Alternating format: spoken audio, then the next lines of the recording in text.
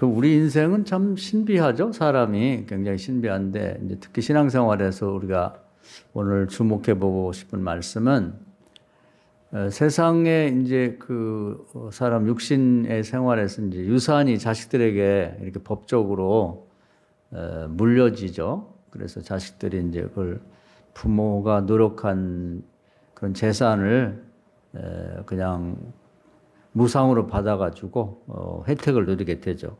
그런 사람이 이제 세상으로 보면 복이 있다고 그러죠. 그런데 그 신앙생활에서 이제 그것보다 더 중요한 것이 이제 신앙적인 유산이 자식에게 조상에서부터 자식으로 물려진다는 겁니다.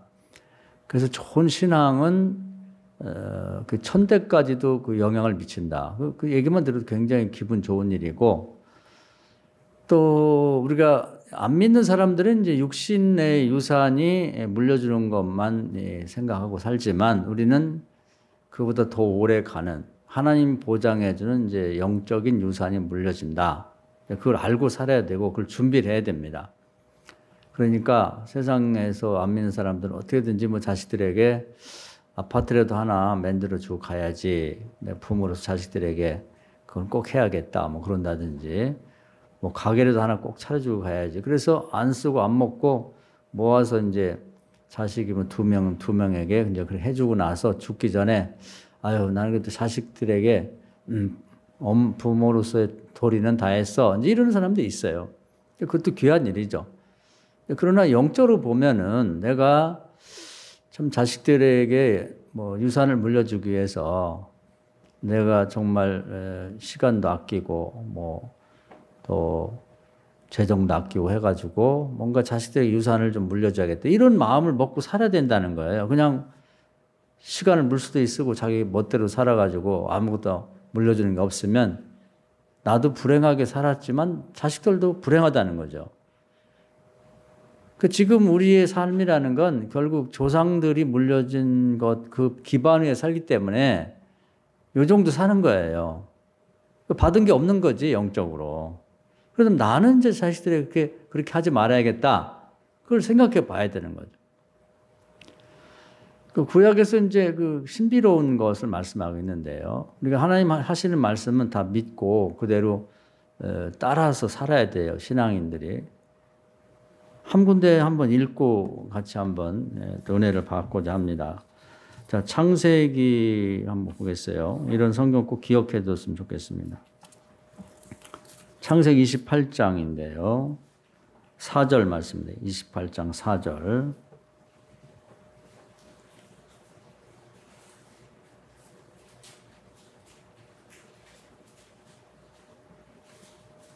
(3절부터) 읽어볼까요? 이건 야곱에게 하나님이 주시는 말씀이에요.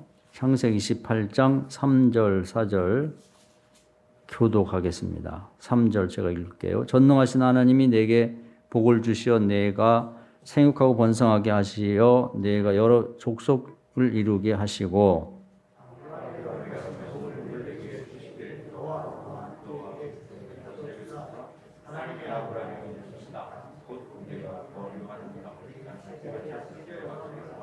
아멘. 할렐루야. 야곱이 이제 그 아무것도 없이 빈털터리로 외삼촌 라반의 집에 갈 때 그 길 중간에 사람이 나타나셔서 하신 말씀이에요. 네가 앞으로 잘 될 텐데 특별히 그 이유 중에 한 가지가 네 할아버지 아브라함에게 주었고 또 그것이 물려준 네 아버지 이삭에게 갔던 축복, 그때 약속된 축복을 너에게 유산으로 물려준다. 이런 얘기죠. 이건 이제 굉장히 중요한 비밀에 하나님 나라에서 운영되어 있는 하나의 놀라운 제도입니다. 제도. 근데 이것이 지금 야곱뿐 아니라 내 후손에게도 이제 주어진다고 하는 거죠. 자, 오늘 이제 저도 이제 이 설교를 준비하면서 뭐 자식도 있고 이제 손주도 생겼는데 이제 우리 시환이가 나중에 좀 커가지고 지 혼자 기도할 때 하나님이 환상 중에 나타나서 시환아 너에게 네 할아버지 김완순 목사에게 줬던 축복을 너에게 줄 거야. 그리고 네 후손에게도 줄게. 그렇게 한다면 그처럼 기분 좋은 일 없죠. 저는 죽어서 없어진다 할지라도 그 유산이 물려지니까 그 얼마나 좋은 일이냐 그 말이에요. 그래서 오늘 우리가 이 점을 꼭 생각하고 내가 죽은 다음에 내 자식이나 손주들에게 물려줄 만한 유산이라는 게 과연 있는가? 꾸준히 기도를 했는가? 뭐 애들을 위해서 헌금을 했는가? 애들을 축복했는가? 이런 걸 한번 생각해 봐야 된다. 그런 말이죠. 근데 이것은 꼭 뭐 아버지로부터만 뭐 아들에게 뭐 유산을 물려주는 게 아니고 이제 대표는 예고, 신약에 오면 디모데 같은 경우는 이제 엄마, 그 아버지도 있었지만 아버지는 신앙이 좀 현찮았던 것 같아요. 그래서 엄마 또 할머니 로이스, 외할머니죠. 그다음에 엄마 유니게, 그리고 디모데 이렇게 돼서 외탁에 따로 외탁. 그러니까 하나님은 이제 합리적으로 일을 하시는데 아버지와 엄마 둘 중에 엄마의 신앙이 더 좋으면 엄마의 신앙을 유산으로 물려주는 거예요. 지금은 내외가 안에 살아도 재산이 분리되어 있어갖고 아버지는 빈털털인데 엄마 쪽에 재산이 많은 사람도 있어요. 그러면 그 영적 세계에서도 그게 물려지거든. 그리고 아들이 받을 수도 있고, 뭐 슬보아스의 딸들을 보면은 딸밖에 없게 된 딸들에게도 유산이 물려졌는데, 중요한 건 그 유산이 있고 그것이 물려진다는 거예요. 그 굉장히 기분 좋은 일이죠. 그래서 우리는 이걸 꼭 챙겨야 됩니다. 그것을 준비를 해야 되는 거예요. 그리고 그것이 반드시 하나님이 보증해 줘서 물려주는 거죠. 이 세상에서 이제 국가에서 보증을 해줘서 하여튼 그 유산이 물려지는데 가능하면 공평하게 물려지도록 뭐 이제 부모를 모시면 더 많이 챙겨주기도 하고, 그렇지 않으면 뭐 골고루 나눠서 그 분배가 되기도 하고, 그 유산 문제가 상당히 복잡한 문제예요. 대신에 이제 반대로 빚도 유산으로 물려집니다. 부모가 빚이 많으면 모든 유산을 포기하는 경우도 있지만 아버지 유산을 받으려면 아버지 빚까지 같이 받아야 되는데, 또 이제 성경에 보면은 이 아브라함, 이삭, 야곱 같이 좋은 축복이 천대까지 유산이 물려지는 그런 것도 있는가 하면 저주가 물려지기도 하죠. 저주. 그래서 우선 우리가 축복을 물려줄 것을 챙겨 놓아야 준비를 하셔야 되고, 적어도 축복을 못 물려주면 저주는 물려주면 안 된단 말이에요. 저주는. 우리도 웬일인지 모르지만 우리 조상들은 되게 예수를 안 믿었어요. 이제 미신 되게 믿거나 우상숭배를 하고 살았기 때문에 그 나라 꼴도 제대로 안 됐고 각 개인들도 뭐 제대로 못 됐죠. 우리나라가 이렇게 융성하게 된 이유 중에 한 가지는 뭐 예수 믿은 나라가 되면서 이렇게 잘 된 거예요. 사실은 뭐 사람들이 안 믿는 사람은 뭐 별소리 다 하지만, 이번에 미국에서도 5I라고 그러죠. 그러니까 뭐 영국, 미국, 뭐 캐나다, 호주, 뉴질랜드 이렇게 자기들끼리 그 백인이면서 이제 그 크리스찬 이런 사람들 동맹이 맺어져 있는데 거기 한국을 넣자는 거 아닙니까?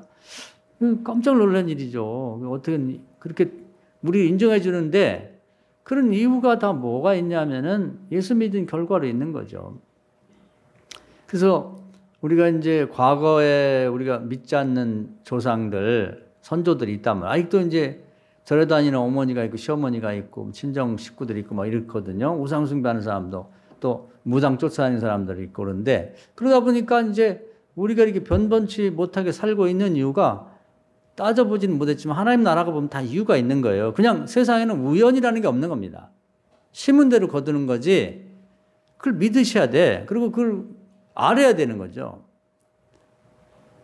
그러면 우리가 이 악의 쓴뿌리를 끊고 내가 살아있는 동안에 정말 영적으로 유산을 물려줘야 될 그런 유산을 준비해서, 나는 이렇게 어렵게 살았어도 내 자식과 손주 천대 이를 때는 좀 잘 살도록 만들어주자. 이런 각오가 있어야지. 저주를 물려서는 안 되잖아요. 저주를. 근데 그걸 몰라. 백날 들어도 모른다니까. 참 답답한 노릇이지. 우리도 기본적으로 뭐 큰 축복을 받지 못했지만 자식도 못 받고 갈수록 태산이 아주 뭐 엎친 데 덮친 거 더, 그러면 집안 자체가 완전히 질이 멸렬되는 거죠. 그걸 반드시 알고 사셔야 돼. 그러면 이제 오늘 대표적으로 아브라함, 이삭, 야곱 집안에 아브라함이 신앙이 좋았죠. 아버지가. 엄마는 좀 신앙이 현찮아가지고 아브라함 부인은 뭐 첩을 얻으라는 뭐 이렇게 해갖고 이제 많이 신앙적으로 오히려 어렵게 만들었고, 그래서 그 아버지, 즉 할아버지의 신앙이 이제 이렇게 유산을 물려줬고, 그 디모데네 집안은 이제 외할머니가 신앙이 좋았고 외할아버지가 신앙이 좀 현찮았기 때문에 외할머니 쪽을 하나님이 택해서 그 유산을 신앙을 물려주고 디모데 같은 훌륭한 인물이 나왔죠. 그건 이제 바울이 자기는 자식이 없다 보니까 조사를 해본 거예요. 어쩜 저렇게 온유하고 저렇게 총명하고 인물도 좋고 어디 하나 하면 버릴 게 없는 거예요. 그냥 너무 저런 녀석이 어떻게 나왔을까 보니까 그냥 툭 튀어나온 게 아니더라 그 말이에요. 우리 후순동에도 그런 좀 자녀를 냅시다. 할렐루야. 우연이 아니라니까. 우연이 아닌 거예요. 그런 걸 알고 있어야지 이제 노력도 하지. 준비도 하고. 그 반대는 뭐냐면 저주거든요. 저주 중에 제일 무서운 게 뭐냐면 우상숭배예요. 우상숭배. 저주를 물려주면 안 된단 말이에요. 그 우상숭배는 이제 네 가지가 있어요. 첫 번째 형상의 우상인데 아직도 교인 중에는 없지만은 이제 교인들의 뭐 살아계신 부모님들, 뭐 친가의 부모일 수도 있고 뭐 처가댁의 부모일 수도 있는데 아직도 우상 앞에 가서 절하고 뭐 무당 찾아다니면서 뭐 물어보고 이런 사람이 있어요. 그게 아유 내가 효도도 못했는데 그냥 돌아가신 다음에 그때부터 우리 열심히 믿지 뭐 아유 내뱉어 그냥 해드린 것도 없는데 그냥 믿고 싶은 종교나 믿도록. 그게 아니란 말이에요.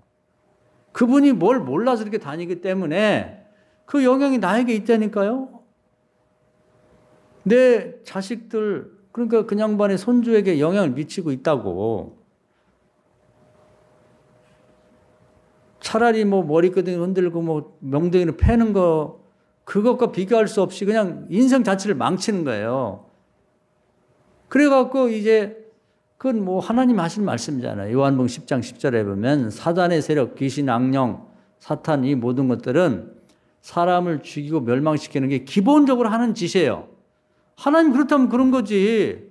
아유 그 귀신은 도와줘 우리를. 뭘 도와줍니까? 도와줘. 홀리려고 그러는 거지. 좀 하나님 말씀을 믿자고. 그래서 금식하고 설득하고 옷이라도 사드리고 고기라도 사드리고 제발 좀 그만 다니시라고 끊으란 말이에요. 끊으셔야 돼. 그냥 내버려 두는 게 그게 여러분이 별일을 다 해도요. 영적으로 이렇게 회방을 놓으면 안 된다. 제가 지난번에 한 비유를 드렸죠. 집에요. 올해는 하도 뜨거워서 그런지 모기가 적은 것 같더라고. 있긴 있어도. 근데 모기 한 마리만 들어와도 잠을 못 자요. 그거 보잘것없잖아요. 그 뭐 그냥 누르면 새끼 손톱으로 죽일 수 있는 거지만 못 잔다니까. 귀신이 종류가 많아요. 별의별 귀신이 있는데 귀신 한 마리만 집에 들어와도 여러분 안 돼요. 일이 안 된다니까. 철통같이 수비를 해야 되는 거예요. 바퀴벌레만 한번 왔다 갔다 해도 난리가 납니다. 집안에. 요즘은 특히 벌레들을 무서워하다 보니까 우리 집도 뭐 바퀴 하나 들어오면 난리야. 그냥 자는데도 깨우고 막 바퀴 날아다닌다고. 잡고 자야지. 이리 도망가고 저리 도망가고 특히 큰 것들이 막 날라서 벽에 붙고 그러면 제가 봐도 징그럽더라고. 철통같이 수비를 해야 됩니다. 수비를. 그게 귀신을 불러들이는 거거든. 그래서 이제 성경에도 보면 여로보암이 우상숭배를 시작해. 왕인데도 금송아지를 만들어 놓고 절하기 시작하면서요. 그 저주가 본인과 자식들이 우선 병들어 죽게 되었고 자기도 결국은 저주받아 죽고 집안 자체가 3, 4대 그냥 멸족이 돼버리고 그 성경에는 하나님 하신 말씀이에요. 거름더미가 됐다고. 여러분 거름더미가 된다니까요. 여로보암 우리보다 못났나요? 왕의 왕. 12지파 중에 10지파를 차지한 왕인데도 순식간에 패망신이 된 거예요. 하나님이 권면도 하고 혼도 내고 그랬는데 안 들어.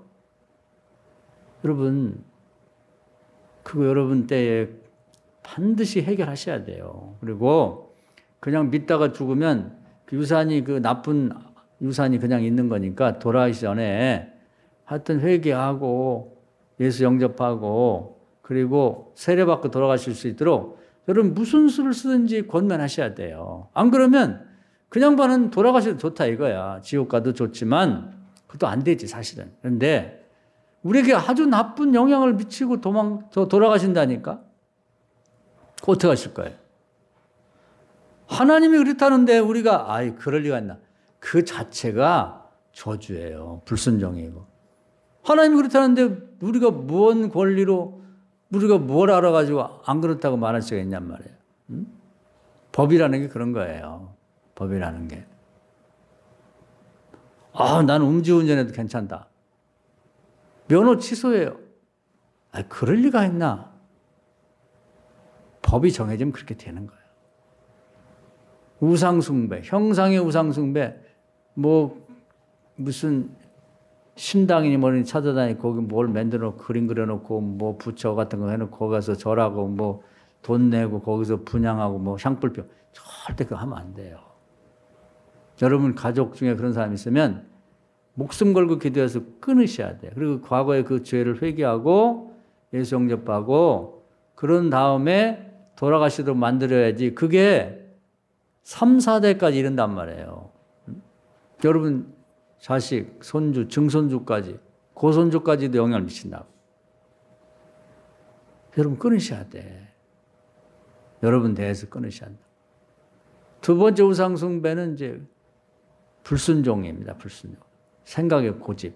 사울왕도 그 아멜렉 족속을 다 죽여라 그러는데 어떻게 죽이냐고 저거. 아니 하나님 죽이라면 죽이고 버리라면 버리는 거고 살리라면 살리는 거지. 왕이거든 다. 대표로 그 시대를 대표하는 왕이에요. 보통 사람은 거기에 다 준해서 이제 하나님이 심판하시는 거니까. 그래서 아멜렉 왕을 살려주고 아멜렉이 키우던 양떼 소떼를 끌고 오고. 왜 끌고 왔냐? 하나님께 제사 드리려고. 아니 하나님이 왼수의 더러운 것을 가지고 제사 드린다고 받으시겠어요? 응? 예를 들면 요즘에 이제 교회에 가장 피해를 줬다가 날벼락 맞았죠. 아직도 안 죽었더라고. 신천지 이런 사람들이. 아무리 우리 교회가 어렵다고 하더라도 교회를 선교하는데 아니면 교회를 짓는데 어렵다고 해서 신천지에서 이렇게 모아온 헌금을 받아고 쓰겠냐고. 차라리 안 하면 안 하고 말지. 그거보다 더한 거예요. 이건 하나님을 모욕하는 거라고. 모욕하는 거. 그래서 자기 고집, 자기 생각. 그래서 우리는 고집이 엄청 세요. 아닌 것처럼 생각하면서도. 그래서 그건 어릴 때부터도 그런 것 같아. 애기들도 보면은 엊그저께도 이제 어디 가면 이제 저도 손자가 있다 보니까 그런 아이들 보면 이렇게 귀여워서 이렇게 보는데 엘리베이터 타고 그러는데 애들도 엄마가 아빠가 뭘 시키면 아니야 싫어 이제 이거 다 그러더라고. 그러니까 이제 그게 부모한테도 그러면서 이제 부모들이 기도하고 이제 설득해가면서 이제 그런 버릇을 이제 고쳐서 부모에게 순종하는 아이를 만들어 노력해요. 그걸 성공하면 좋은 성품의 아이가 되고 부모에게 효도하고 그것이 이제 교회 가면은 또 교회에서도 좋은 신앙이 되는 건데 그걸 내버려 두면은 이제 그 어긋나는 사람이 되는 거죠. 그래서 이제 우리는 하나님 말씀에 절대 복종하는 걸 배우셔야 돼. 예레미야 22장에 보면요. 불순종이 습관이라고 그랬어요. 한번 불순종에 길들여진 사람은 진짜로 그건 저주받는 거예요. 그건 이제 하나님이 사울 왕에게 네가 한 범죄는 이 형상의 우상 사슬의 귀신에게 절한 것과 똑같은 범죄다. 그러면서 너의 그 잘못된 것에 자식 3, 4대에 천벌을 내린다. 저주를 내린다. 이렇게 판례가 있는 거예요. 그때부터 이제 고집스러운 거. 여러분이 기도하다가도 하나님이 딱 말씀하면 그냥 들으셔야 돼. 너 내일부터 새벽기도 100일만 해라 그러면 아멘 하고 하는 거지. 따져서 가면서 일정 좀 보고. 뭔 놈 일정을 봐요. 다 이유가 있어 시키는 건데.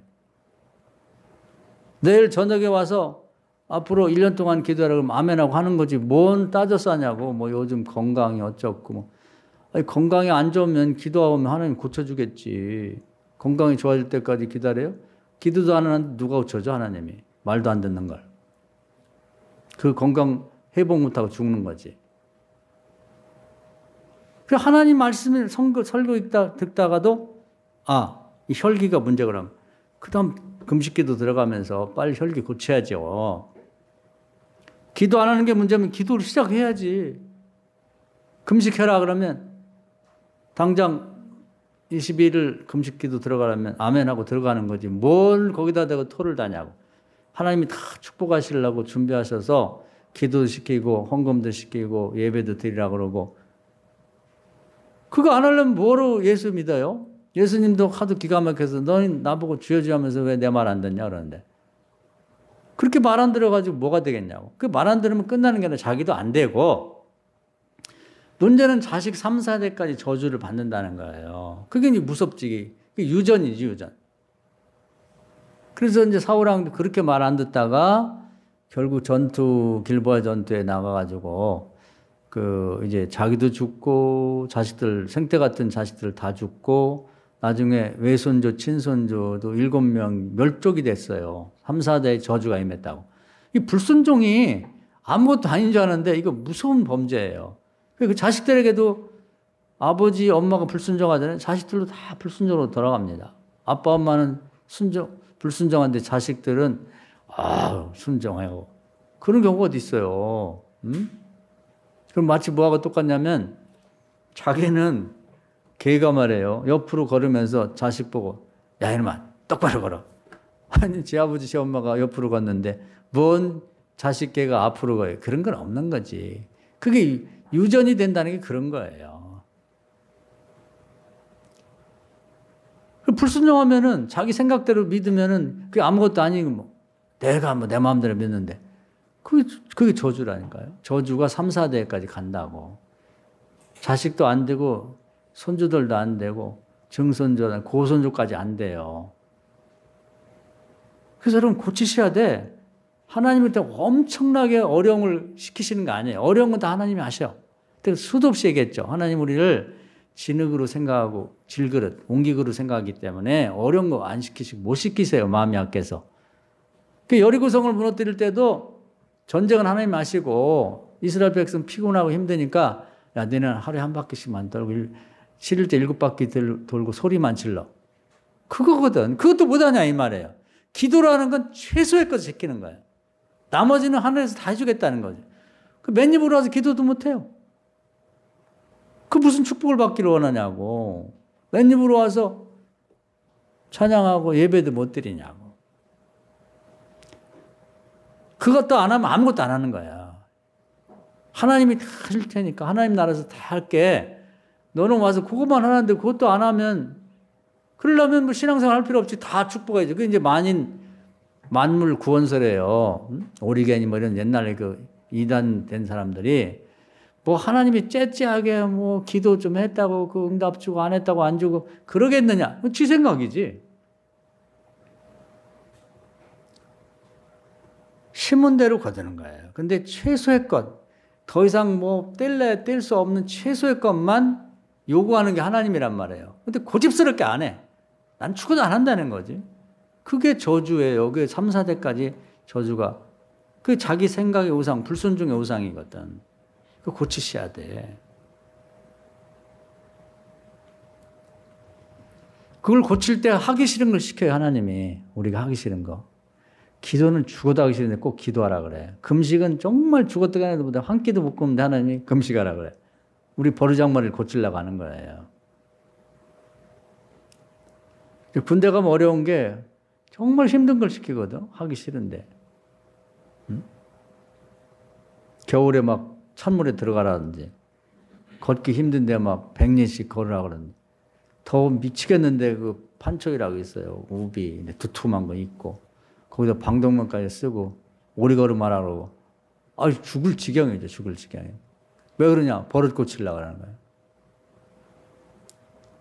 거기다 뻗댄다. 계속. 하나님 해볼 테면 해봐라. 그러면 자기에게 자식 3, 4대까지 저주가 임하는 거예요. 그걸 모른단 말이에요. 불순종이 저주를 몰라요? 그리고 그게 유전되는 걸 모른다고. 고치셔야 돼. 하나님 말씀이면 아멘 하셔야 돼. 한번 따라합시다. 아멘. 아멘 하셔야 되는 거. 무조건. 근데 겁먹지 마세요. 절대 어려운 거 안 시켜요.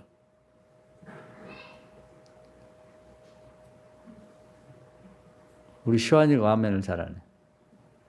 그 다음에 세 번째는 뭐냐면요. 이 물질의 우상숭배인데, 물질은 제가 이번에 새벽기도하다 좋은 비유를 하나님이 주셔서 얻었어요. 그건 뭐냐면, 물질은 야생마와 똑같단 말이에요. 없던 사람이 돈이 생기면 마치 말 탄 것처럼 이 말이 막 지멋대로 뛰는 거예요. 그래가지고 요즘은 졸부들이 많이 생겼죠? 부동산이 우리나라 투기가 되면서. 그래서 막 콩밭 한 3만 평 옛날에 뭐 파 심고 콘 심을 때 돈이 안 됐거든. 근데 분당이니 뭐 이런데 막 그 아파트가 들어서면서 떼부자가 된 거예요. 보통 300억, 500억 막 어디서 들어보지도 못한 돈이 생기다 보니까 거의 미친 것 같아요. 아들은 고등학교 다니다 막 비싼 뭐 1,000만 원, 뭐 2천만 원 오토바이 사갖고 여학생 달고 다니고 또 벤츠 막 비싼 거 끌고 다니고 막 여자들은 막 미쳐가지고 무슨 옛날에는 떨어진 스타킹 신고 기워 신고 하던 사람이 막 스타킹 막 60만 원짜리 남자는 뭐 양복을 뭐 1,500만 원짜리 입고 다니고 난리가 난 거예요. 그냥 멀쩡한 집도 다 뜯어서 그냥 뭐 몇 억씩 들여가지고 뭐 인테리어 새로 하고 그냥 난린 거지. 무슨 골프 같은 거 쳐보지도 못하는데 몇 천만 원짜리 골프채 그냥 네? 사갖고 들고 다니고. 그러니까 야생마처럼 막 이 사람을 태우고 이리 뛰고 저리 뛰고 막 난리 난 거죠. 그래서 결국은 죽어요. 애는 그렇게 오토바이 타고 다니다 사고나 죽고 또 부인은 바람나고 남편은 다 바꿨는데 마누라 못 바꾼다고 해서 이혼하고 그 짓을 하니까 이게 돈이라는 게요. 물질이라는 걸 그래서 큰 걱정이거든. 돈이 갑자기 생겨서 예를 들면 로또 복권 당첨된 집이 거의 다 폐가망신했다는 거예요. 돈이 올라타고 앉으니까 난리 난 거야. 난리가 난 거죠. 그래서 하나님이 이제 요 야생마를 길들이기 위해서 두 가지 이 재갈을 물렸어요. 재갈. 하나는 11조고 하나는 이웃에게 나눠주는 겁니다. 요 두 가지를 딱 재갈을 물려가지고 아무리 많이 돈이 생긴다 할지라도 적을 때부터 그걸 계속해서 하다 보면 돈을 길들이게 돼. 하나님이 길들이게 해주는 거지. 그 몽골 같은 데에서 보면 이제 막 제멋대로 뛰어다니던 야생마를 잡아가지고 길들일 때 보면은 그 힘들거든요. 막 펄떡펄떡 뛰면서 떨어뜨리려고. 길이 잘 안 들어요. 돈이라는 게. 그래서 적을 때부터 그걸 계속해서 하나님 걸 하나님께 드리는데 그게 손해가 아니거든요. 드리면 하나님 붙여서 다시 주시고 나눠주면 흔들어 넘치고 되받게 하고 부모에게도 용돈 드리고 이웃에게 나눠주게 되면 그게 다 복이 되는 거예요. 그래서 꾸준히 하다 보면은 나중에는 아무리 많은 물질이 와도 그게 길들여져 가지고 더 많은 사람들에게 나눠주는 거죠. 부모에게도 더 많이 혜택을 드리고 하나님께도 더 많이 드리면 또 다시 그것이 몇 배로 다시 되돌아오고 그러면 뭐 수억 원에서 수백억이 된다 할지라도 뭐가 문제가 되겠어요. 다른 사람들 옆에서 아이고 저 집은 돈을 더 벌어야 돼. 저렇게 쓰는 집이 어디 있어. 이렇게 되는 거거든요. 물질의 우상 숭배에 빠지게 되면 그걸 못하게 되면 그것 때문에 다 죽는 거죠. 그 저주가 임하는 거예요. 그래서 지금도 보면 노숙자 되는 사람들도 저 사람 옛날에 재벌이었대. 저 신세가 저렇게 됐어. 우리 교인들은 망하지 않는 물질의 축복을 받으려면 이 물질을 길들이는 법을 아셔야 되고 그리고 물질 때문에 그 물질이 우상 숭배가 돼서는 안 됩니다. 그러면 가난을 면할 수가 없어요. 그냥 끊이가 한 데 없는 그냥 그것이 저주가 3, 4대까지 갑니다. 철저하게 이 물질의 재갈을 물려셔가지고 단돈 10원이라도 생기면 11조 생활하고 거기서 부모도 드리고 나눠서 떼서 이웃들에게 선교도 하고 봉사하는 걸 하세요. 할렐루야. 요즘 우리 교인들이 그걸 좀 배운 분들이 있어가지고 너무 감사한데 두고 볼 일이죠. 근데 그 1, 2년 해다 그거 따지지 말고 꾸준히 하나님을 믿으세요. 믿으시라고. 5년, 10년 가고 후손에 넘어가면 완전히 달라집니다. 완전히. 그걸 못하는 사람들은 한참 지나면 교회 없어. 교회 안 다닌다니까? 아니, 목사 됐던 사람도 교회 안 다니는 많고, 저 사람이 장로였다며? 교회 안 다니고 술판해가지고 미쳤나 봐. 저런 사람이 장로였대. 이렇게 된다니까요. 물질의 우상 숭배를 여러분 빠지지 말고 물질을 길들이기를 바랍니다. 할렐루야. 그러면 여러분 후손 중에 꾸러 다닐 사람이 없을 거예요. 뭐 은행이든 무슨 남에게든 신세지고 돈 꾸고, 또 돈 꾸게 되면요, 되게 보면 그걸 일부러 떼먹으려고 해서 아니라 못 갚는 경우가 많아. 그러니까 그건 또 죄가 또 거기에 중첩이 되는 거지. 돈 꾸는 것도 안 좋지만 꼬아가지고 못 갚으니까 은행 돈도 떼먹고 뭐 친구 돈도 떼먹고 부모 돈도 떼먹고, 그 죄가 자꾸 눈덩이처럼 불어나는 거지. 성경 말씀 믿자고요. 그 온전하게 하는 걸 배우셔야 돼. 아나니아 삽비라처럼 자꾸 뭘 11조에도 그냥 깎고 무슨 천마음을 안 하고 뭐 선거금도 그렇고 뭐 이웃 나눠주는 것도 그렇고 뭐 자꾸 그렇게 해버릇하면은, 그것도 물질도요, 이제 하나님이 우리를 길들이시려고 어려울 때 헌금해야 될 일이 생겨. 그럼 자기 거부터 쓰고 이제 하나님 건 나중에 생각. 그러면 우리도 똑같은 대접을 받는 거, 하나님 나라로부터. 그래서 그걸 꼭 생각하셔야 되고요. 그 다음에 이제 또 우상숭배 중에 오늘 읽은 말씀이 저에게 이제 최근에는 가장 와서 닿는 말씀인데 한번 다시 읽어보도록 하겠습니다. 골로새서 3장 아까 읽은 말씀 중에 5절입니다. 5절. 그러므로 그 5절만 한번 읽어봅시다. 시작.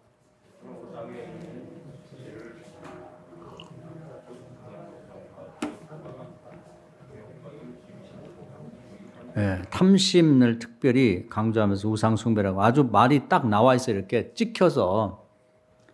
그러니까 이게 탐심을 가지면요, 그게 자식 3, 4대까지 저주가 임한다고. 그러게 큰 문제죠, 이게. 근데 이걸 심각하게 생각 안 해. 하나님이 탐심 우상숭배고 그것이 자식들에게 3, 4대까지 저주가 임한다는데도 뭐 그럴 리가 있냐? 설마가 사람 잡는다고 그렇게 된다니까요. 아브라함처럼 좀 자식 손주에까지도 네 할아버지, 네 아버지 복이 너에게 임한 거야. 너가 또 잘하지만 기반 자체가 든든해. 그러니까 야곱 같은 경우는 제 할아버지 하나, 아버지 한 명 이렇게 되는데 야곱의 후손들은 나라가 형성이 될 만큼 하늘의 별처럼 바닷가 모래알처럼 자식도 번성하고 나라까지 됐잖아요. 그게 그냥 된 거냐 이 말이에요. 로이스 윤익의 디모데 거저된 게 아니라고. 그런 유산을 물려줘야지. 여로보암처럼 그 형상 우상 금송아지 하다가 자식 3, 4대까지 멸족이 되고 거름더미가 되고, 자기 그 불순종을 아주 고집스럽게 나가다가 사울왕처럼 손주 외손주까지 아주 멸족이 되고, 그래서는 안 되잖아요. 재산 문제는 뭐 지금도 현실적으로 그런 뭐 뉴스에도 지금도 나오잖아요. 이게 제일 현실에 와 닿아 있는 우상숭배 문제예요. 이 물질을 길들여야 돼요. 재간을 물려야 된다는 거 꼭 기억하세요. 제가 너무나 생생한 그런 기도하고 준비하다 말씀 준비하다가 하나님 비유를 주셔서 앞으로 이 얘기를 많이 할 겁니다. 어디 목사님들 모임에서든 우리 자식들도 그렇게 살면 좋겠고 저도 마찬가지고.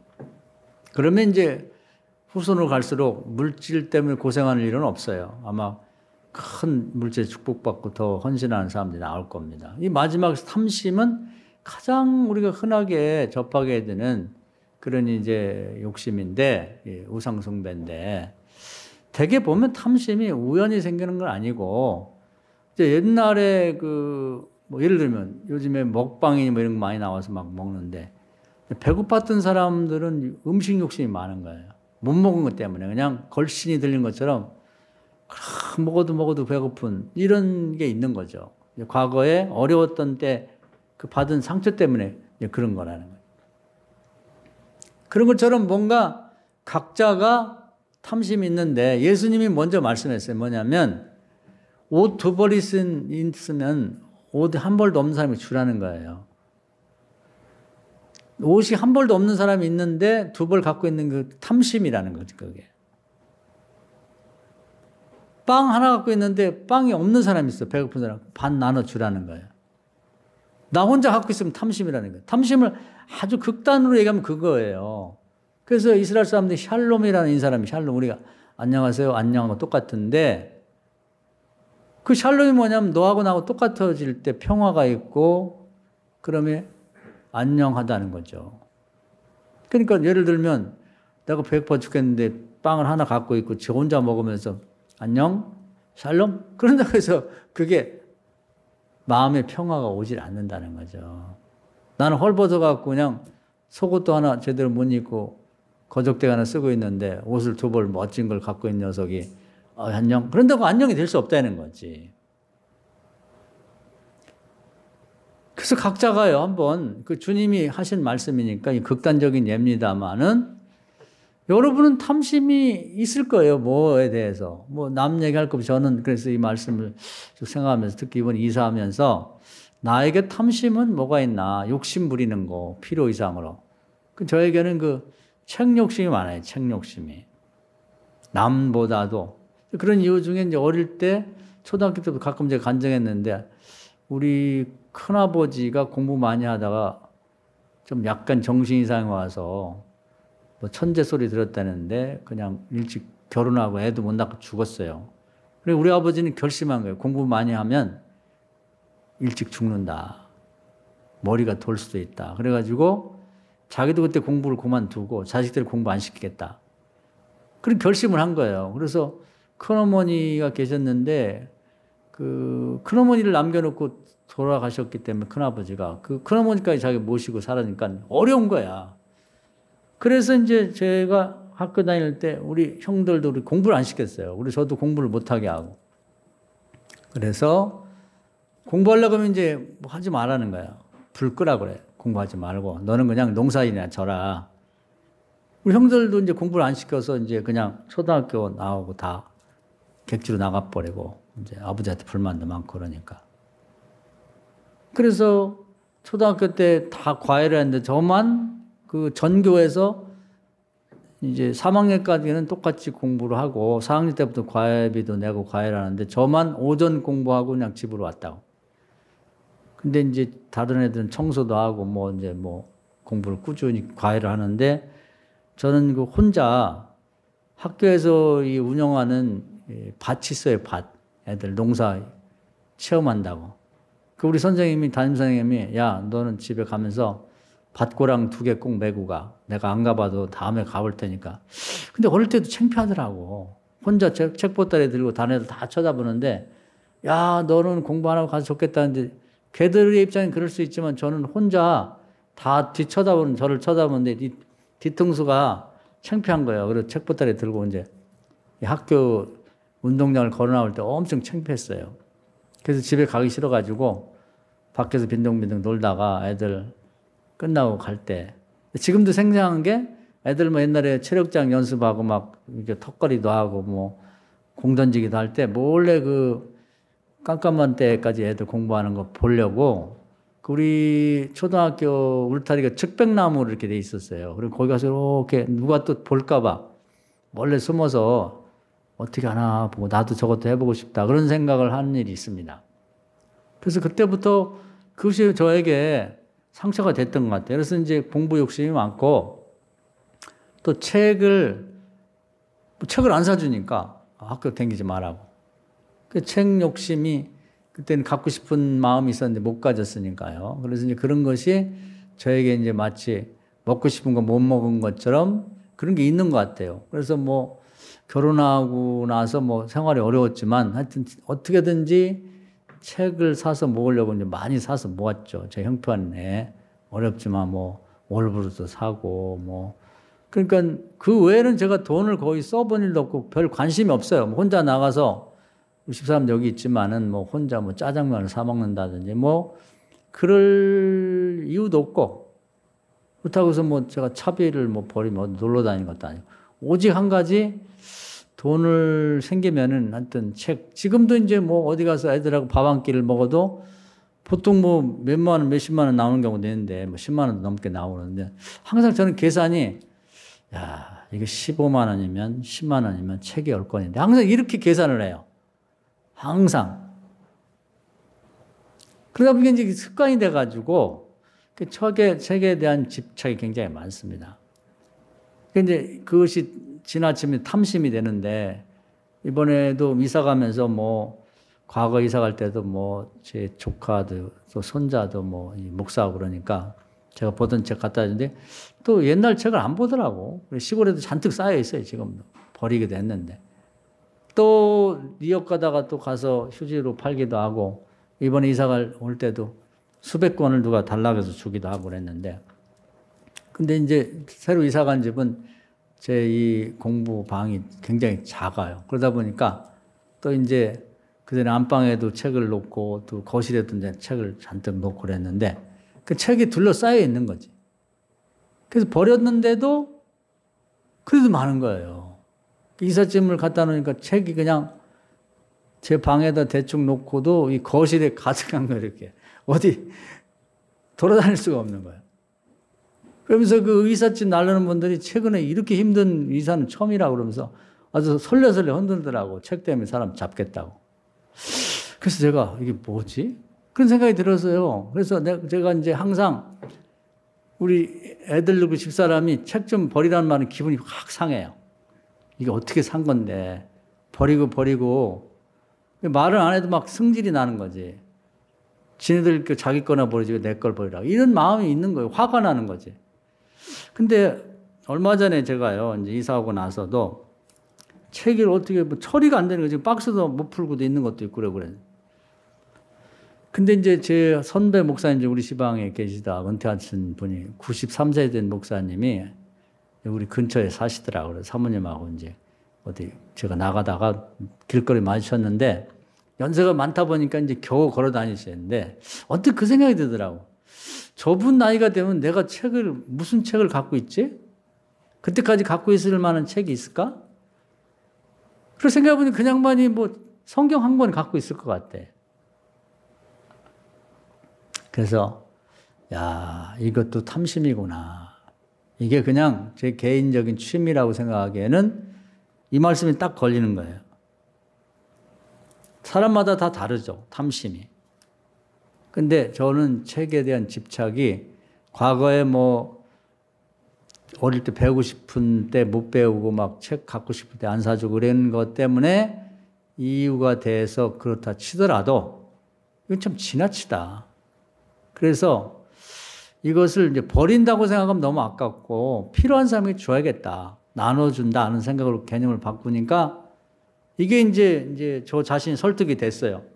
그러면서 뭐 좋은 예인지는 모르지만 이제 다른 종교 지도자 중에 제가 뭐 그 사람들이 믿는 내용이 아니라 그 행위가 이제 좀 존경스러운 사람이 있어요. 그건 이제 법정이라는 불교 승려인데 이 양반은 이제 두 가지를 버렸어요. 하나는 그 불교의 진리가 8만 대장경이니까 8만이니까 책이 거의 8만 권이나 되는 거예요. 우리 기독교가 66권인데도 많다고 그러잖아요.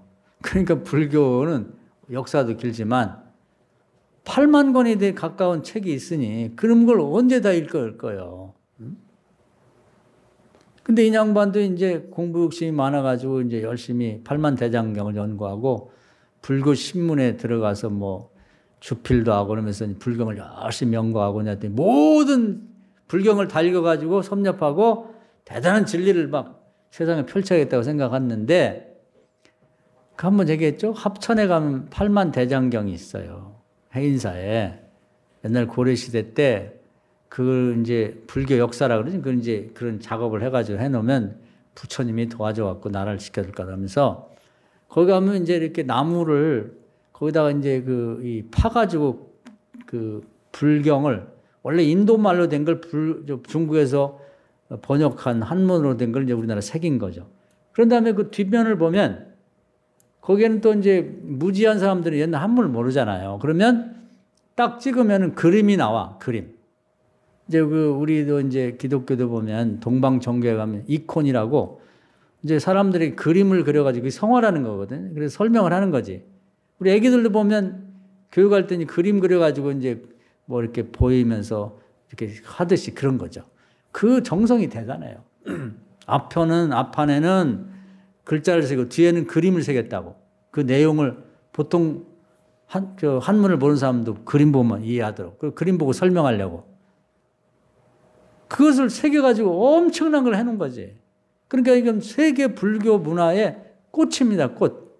책도 보관하기 어려운데 그걸 목판에도 새겨가지고 그걸 찍어내면은 지금도 책을 만들 수 있는 걸 만들어 놨으니까 좀 대단하죠. 한국, 우리 대한민국 사람 대단해요. 전 세계 없어요, 이런 게.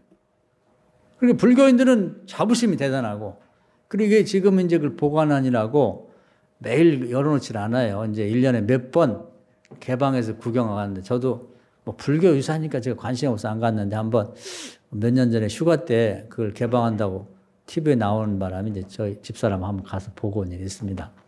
근데 이제 이 양반도 불교의 승려다 보니까 자부심이 많은 거지. 그래서 개방할 때 딱 갔는데, 뭐 아주머니들이 뭐 그 불교인이겠죠? 아니면 뭐 일반인들은 그냥 구경하려고 하는 거예요. 문화유산으로, 불교를 몰라도.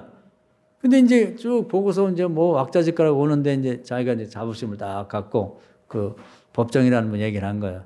아, 팔만대장경 보셨냐고. 대단하죠? 이제 의시되면서 얘기를 했더니 뭐라고 하냐. 아, 그 빨래판 같은 거요? 그러더라는 거예요. 이제 빨래판 같이 생겼어요. 거기서 빨래하면 잘할 것 같아요. 왜냐면 빨래판에 보면 이렇게 좀 뭔가 물결무늬도 이렇게 파놓아야지 이게 잘 빨아지거든. 근데 그건 보면 나무 재질도 딱딱한 데다가 글자가 있고 뒤에는 그림이 있으니까 거기다 빨면 그래서 충격을 받은 거예요. 아, 평범한 일반인들은 저걸 빨래판을 생각하는구나. 저 속에 뭐 엄청난 8만 가지의 진리를 얘기하는데 무슨 소용이 있겠는가. 듣는 사람이 빨래판을 생각하는데. 아마 내버려두면 다 하나씩 갖고 와서 집에서 빨래할 거예요. 그래서 큰 충격을 받은 거예요. 그래서 그 양반이 집에 돌아와서 모든 걸 다 내려놓고, 그래, 이것도 욕심이지. 모든 진리를 깨닫고 가르치는 것도 탐심이다. 그래서 딱 하나만, 이 세상 사람들에게 불교 내가 일생 동안 가르친다면 뭘 가르치다 고민하다가 무소유를 얘기해요. 무소유. 소유와 집착이 인간을 괴롭게 만든다는 거예요. 무소유도 고민하다가 이제 하나의 진리를 가리키려고 뭘 택할까? 뭐 별게 다 있거든요. 거기 불교의 진리에 보면은. 근데 이제 그렇게 된 게 그 무소유라는 책이 있어요. 근데 책에 보면 자기가 그 어느 날 이제 어떤 분이 난초를 이 양반이 좋아하는데 난을 하나 좋은 걸, 난도 비싼 거 엄청 비싸요. 그 무늬가 있는다든지 뭐 이런 거. 좋은 걸 선물을 줬는데 금이 오기가 키운 거지. 산골짜기 혼자 사는데 그 이제 햇빛이 너무 뜨거울 때 내놓으면 그 이제 말라 비틀어지고 약간 흐릿하고 이제 비 올 때 그냥 이 지하수를 주는 거하고 빗물하고는 달라요. 빗물에는 그 아주 하나님 기가 막히죠. 거기에 거름이 섞여 있다고. 그래서 수돗물 주는 거하고 옥상에다 비 맞히는 거 다르거든. 그때 이제 내놨다가 들여놨다가 잘 해야 되는 거예요. 그래가지고 이제 아침에 꾸무룩하니 이제 안개도 끼고 뭐니까 이제 오늘 내놓으면 비도 조금 오고 난이 참 좋아하겠다고 내놓고 이제 내려오는데 한참 내려왔는데 그냥 반짝 해가 뜨는 거예요. 그럼 다 죽어버리거든. 선물 받은 거고 자기가 이뻐하는 거니까. 그냥 해가 막 반짝 떴으니까 햇빛 보면 곤란하잖아요. 그 지금 시골에서 농사 짓는 분들 그렇거든요. 추면은 뭐 비닐하우스에도 닫아놓고 더우면 또 막 선풍기 틀어주고 별짓 다 하거든요. 나는 더 예민하니까 정신없이 마르기 전에 그 햇빛에 해를 입기 전에 올라가고 그래 방을 들여놓고 이제 보니까 내가 무슨 짓이지? 그 생각이 드는 거야. 아니 내가 이거 하려고 태어났나? 선물도 좋은 거지만. 그리고 이제 그 집착 거기에 대해서 애정을 붙이고 그냥 그러고 난 다음에 자기가 결심을 한 거야. 아, 이 소유라는 게 나를 괴롭게 만드는 거구나.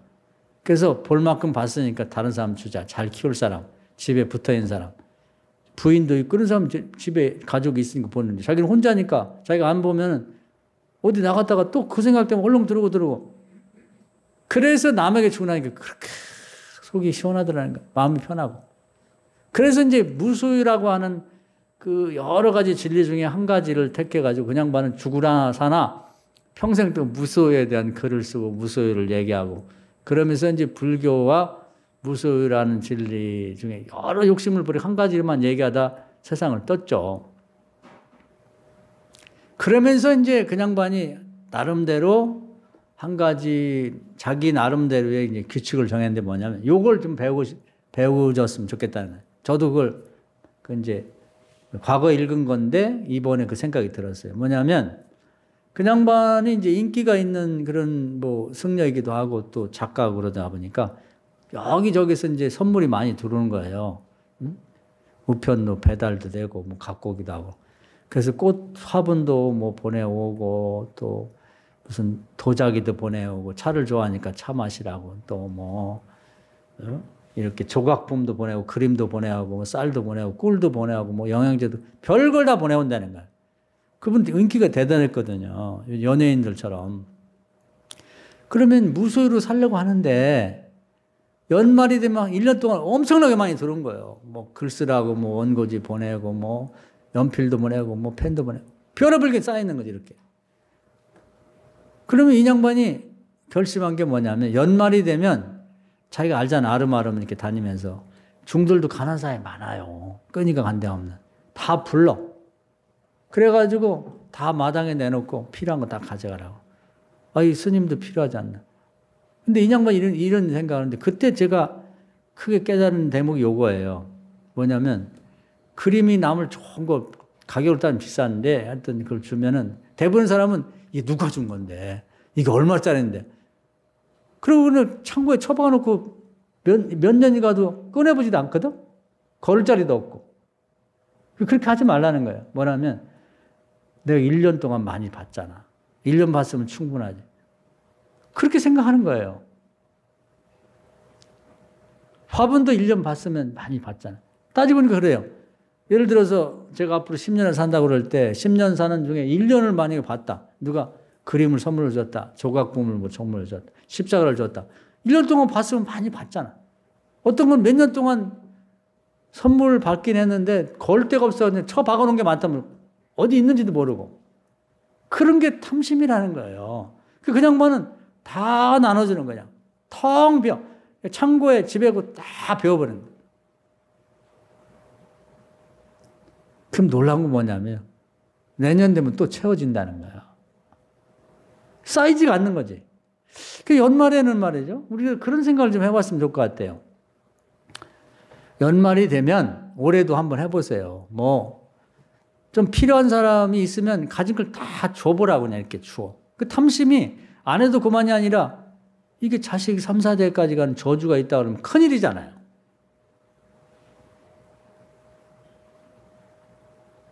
그래서 그 점은 그분한테 좀 배울 만한 것 같아. 다 나눠주고 나면 그냥 책상 하나에도 책도 본 걸 다 나눠주더라고. 선물 받은 거 뭐 그냥 반이 남을 선물도 많이 주다 보니까 뭐 이혜인 수녀니 유명한 사람들이 책 쓰면 꼭 한 권씩 보내주는 거예요. 사인해가지고. 한 번 봤으면 됐지. 이걸 왜 갖고 있냐는 거예요. 그러니까 안 입는 한 번 입어봤으면 됐지. 안 입는 옷을 갖고 있는 거. 남이라도 입게 주지. 한 번 봤으면 됐지. 책을 다 본 걸 끌어안고 있는 거. 한 번 먹었으면 됐지. 먹은 걸 또 내가 갖고 있는 거. 그게 다 탐심이라는 거죠. 없다 그러는데 그게 없는 게 아니고 너무 많은 거죠. 그래서 다른 사람도 다 갖고 있는데 그렇게 생각하지 말고 이제 하나님께 맡기고요. 나눠주면 그것이 흘러서 외국에 물이 흘러가듯이 낮은 곳으로 나를 흘러가서 정말 못 쓸 것은 저 무슨 소각장에 들어가서 그게 흙으로 돌아가고 그리고 정말 쓸모가 있는 것들은 여기서부터 아프리카를 비롯해서 저 시베리아까지 흘러서 간다는 겁니다. 그걸 믿자는 거죠. 그래서 항상 오늘도 뭐 임경원 원사님 어머니 돌아가셔서 이제 예배 끝나고 갈 예정인데 한번 그걸 생각해보세요. 하나님 하신 말씀이에요. 미련한 자는 잔치자리만 좋아한다는 거예요. 그러나 지혜로운 자는 장례시장을 좋아한다는 거예요. 내가 이 세상에 적신으로 빨가동으로 와서 갈 때는 빈손으로 가는데 내가 이렇게 욕심내야 될 이유가 어딨냐는 거죠. 그래서 하나님이 하시는 말씀이에요. 그 과정 속에 있는데 내가 오늘 갈 수도 있고 내년에 갈 수도 있잖아요. 뭘 그렇게 그러니까 욕심을 부리냐는 거죠. 탐심을 부리냐는 거죠. 그래서 내가 두 개가 됐으면 하나 내놓는다. 누가 한 개 나눠준다. 그런데 또 그런 게 있더라고요. 뭐냐면은 이번에도 제가 이사 가면서 뭐 다른 건 뭐 제가 얘기할 일은 없고 책을 어떤 분이 달라고 줬는데 그분은 내가 가만히 보니까 가져가도 몇백 권을 가져가는데 보지도 않을 사람이야. 그냥 거기도 그냥 갖고 싶어서 그렇지 창고에 놔둘 사람 같아. 정말 필요한 사람 있으면 주고 싶어요. 그래서 지금도 다시 고른 것 중에 다시 한 8박스를 꾸려놨습니다. 정말 필요한 사람에게 주려고. 근데 마땅치 않으면 어떤 헌책 서점을 통해서든지 이렇게 우리 집사람하고 약속을 했어요. 하여튼 1,000원이든 2,000원이든 이렇게 팔아서 인터넷을 통해서 팔아서 좀 누군가 필요한 사람에게 갔으면 좋겠다. 근데 누가 필요한지는 몰라요. 왜냐하면 저도 최근에 책 한 권이 필요해서 원래 정가가 6,000원짜리인데 살려고 했더니 헌책이 7만 원이 올라요. 7만 원. 싼 게 3만 원.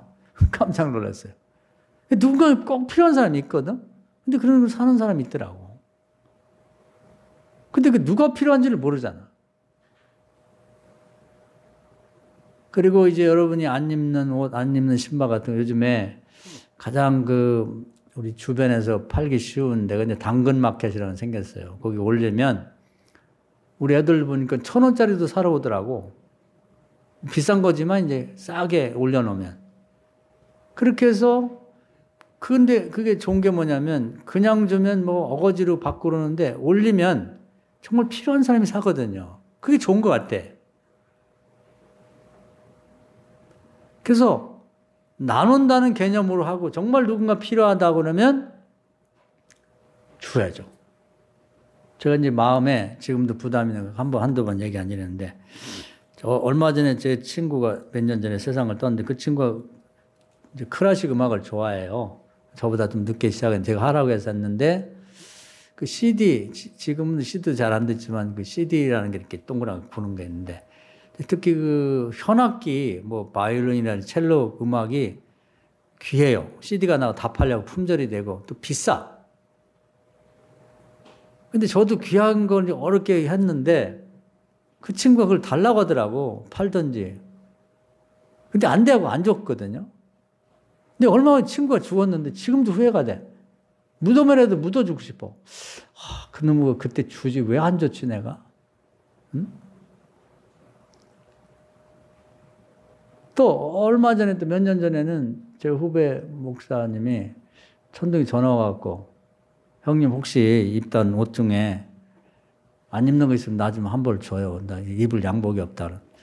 근데 그때 이제 보니까 뭐 저도 그렇게 변변하게 없고 또 어렵게 산 옷인데 제가 옷을 엄청 아낍니다. 잘 안 입고. 결국 이제 작아서 버리는 경우가 많은데 근데 언뜻 가만 생각해보니까 줄 만한 게 없어갖고 미안해. 나도 없어. 그러고 말았는데 사실 있었거든요. 철철이 한 2-3벌은 있기 때문에 한 벌 주면 되는데 그때 안 줬는데 지금도 후회가 되는 거예요. 미안하고. 아니 뭐 그런 게 어떤 사람들은 정말 좋은 코트 입고 가다가도 거리에서 뭐 어떤 사람이 추위에 떨고 있으면 그냥 그거 벗어서 주고도 간다는데 아니 그 친구가 얼마나 그 생각을 많이 했겠어요. 자존심이 목사는 자존심 갖고 사는데 내가 친형같이 생각하니까 옷 좀 한번 달라고 했었는데 그걸 왜 안 줬을까? 그 지금도 후회가 돼요. 그렇다고 뭐 지금 뭐 전화해가지고 뭐 살만한데 너 옷 필요하지 않냐. 그렇게 물어보기도 그렇고. 그래서 뭐가 됐든 간에 주님이 하신 말씀이에요. 달라는 자에게 거절하지 마라. 그래서 저는 2번 뚜렷하게 거절을 해서 지금도 속이 상하고 내가 그때 미련하네. 성경을 거꾸로 읽었나? 왜 성경에 그런 말씀을 하셨는데 그걸 왜 못했지? 그래서 여러분이 가진 옷도 안 입는 걸 붙잡고 있는 게 탐심입니다. 신지 않는 신발을 갖고 끌어안고 있는 게 탐심이에요. 보지 않는 책을 갖고 있는 게 탐심이라고. 그 이유는 다양하죠. 옛날부터 내가 배우지를 못해서 배우고 싶은 욕심 때문에 그렇다. 이제 배울 만큼 배웠잖아요. 가질 만큼 가졌잖아요. 먹을 만큼 먹었잖아요. 입을 만큼 입었잖아. 신을 만큼 신었잖아요. 그림이든 뭐든 1년 봤으면 많이 봤잖아. 얼마나 더 볼 거예요? 죽어서 무덤까지 가져갈 거냐고. 이 탐심이 우상 숭배라는 거 몰라요. 그리고 안 하면 그만이 아니라 그것이 자식 3, 4대까지 벌이 내려간다 그러면 큰일이잖아요. 안 해도 그만이 아니라 반드시 해야 되는 거예요. 반드시 해야 된단 말이에요. 사랑하는 여러분, 오늘 우리가 이제 어떻게 인생을 살 건가. 이제 뭐 오늘 세상 어제 뜨신 분들 계시지만 여러분들 그렇게 저도 우리 세상을 이제 떠 가야 될 텐데 자식들에게 손주 3, 4대 뭘 남기고 갈 건가. 멋있잖아요. 아브라함 손주에게 네 할아버지 유산, 영적 유산은 네 아버지 유산 너한테 주는 거야. 아우 손주들이 얼마나 좋겠어요. 응? 여러분 손주들이 기도할 때 여러분을 향해서 뭐 줄 게 있나요? 뭐 기도를 해왔어요. 뭘 누구를 해서 봉사를 꾸준히 했습니까? 뭘 헌신했습니까? 지금부터 해야죠. 지금부터 마련합시다. 할렐루야. 저주를 물려서는 안 될 뿐 아니라 축복을 물려줄 준비를 하자 이 말이에요. 로이스, 유니게, 디모데. 성경 이름이 딱 박혀 있잖아. 명예로운 이름 말이에요. 적어도 저주를 물려서는 안 돼요. 저주를 유산을 물려주면 안 된다고. 형상의 우상. 아직도 해결을 못하고 있고 괜찮지 않아요. 불순종의 우상.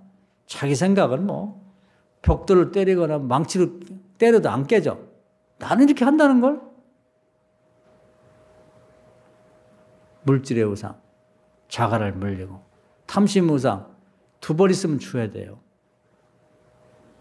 버리는 게 아니라 나눠주란 말이에요. 누군가는 필요한 사람이 있거든. 책도 다 봤으면 줘요. 그림도 선물 받아서 1년 봤으면 됐어. 얼마나 더 보려고 그래. 그냥 꼭 필요한 사람. 가게를 뭐 이렇게 오픈한다든지 정말 아파서 누워있는 사람이 있다니 선물로 줘요. 주라고. 그 양반은 소중하게 볼 텐데 창고에다가 엎어놓고 왜 있냐 이 말이지. 그리고 가족 등이 누가 주면 말리지 마요. 이제 가족들이 제일 문제가 그거 같아. 그 아까운 걸 왜 주냐는 거지. 책도 참 그 남주려면 뭐로 샀어? 돈 없을 때. 이렇게 하면 안 돼요. 그래 그렇게 하라고. 탐심을 부추기면 안 됩니다. 옷도 사서 잘 입다가 1년 입었으면 많이 입었잖아. 다음에 안 살 거예요? 절대 안 산다. 살다 보면 사게 되고 선물도 받게 되고. 주면 그렇게 하라 그러지. 그 아까운 걸 왜 주냐고. 비싸게 주고 사가지고. 이렇게 하면 안 돼요. 그게 불순종이고 그게 큰일입니다. 근데 그게 우리 집, 네 집 할 거 없이 다 집집마다 그 소유 때문에 싸움이 일어나고 서로 사이가 안 좋아지는 거예요. 당신 거나 버려, 네 거나 버려, 아빠 거나 버려, 엄마 거나 버려.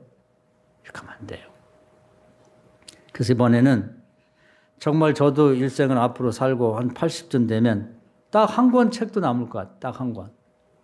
제가 뭐 은퇴하고 나온 다음에도 무슨 신학책을 또 볼 거예요. 설교할 일도 없고 어디 가서 상담할 일도 없는데 지금 줘야죠. 그저께 내가 아는 후배 목사님이 분당에 사는데 다른 나이 많은 목사님이 저처럼 그런 것 같아요. 막 그냥 한 80 가까이 됐다는데 그놈의 책을 끌고 다닌 것 같아요. 그냥 반도 집착이지. 그러다가 이제 견디다 못해갖고 와가지고 책 다 가져가고 그랬는데 이 양반도 지금 한갑이 넘었거든. 저부터 3살 적으니까 63세인가 4세. 자기도 은퇴가 얼마 남았는데 됐어요. 딴 사람 주세요. 젊은 목사. 필요할 때 주는 거죠. 오늘 말씀 은혜가 되셔서 정말 우리가 우상숭배 문제를 단순하게 보면 안 돼요. 그리고 흘려들으면 안 돼. 우리는 저주가 아니라 정말 그 아브라함, 이삭, 야곱처럼 이렇게 로이스, 유니게, 디모데처럼 그 신앙의 유산을 물려줘 갖고 증손주들이 기도할 때 야, 네 할아버지, 네 할머니 덕에 사는 거야. 그 축복이 너에게 왔단다. 그런 축복을 물려주는 여러분 되기를 주의 이름으로 축원합니다. 아멘.